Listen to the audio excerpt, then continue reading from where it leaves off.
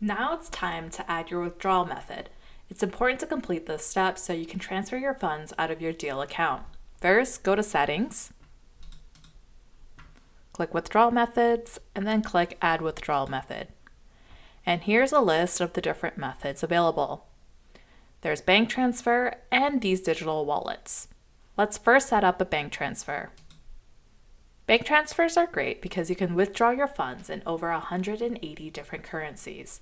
Here's an example of a scenario where the bank transfer is useful.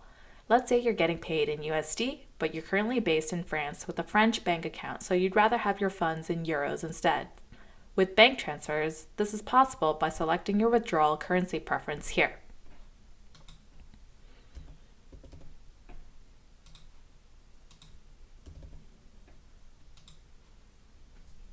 Please note that this setting can be changed whenever you need to.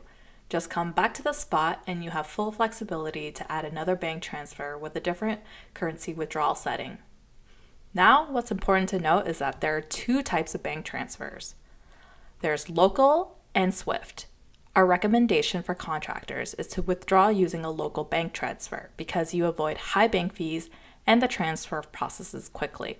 With SWIFT, also known as international money transfer, there are higher fees and your funds typically take longer to arrive.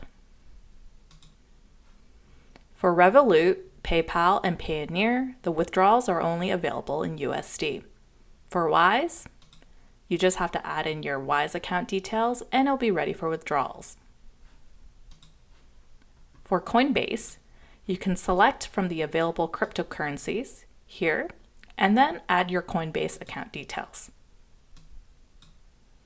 Once you add your withdrawal method, it'll show up here.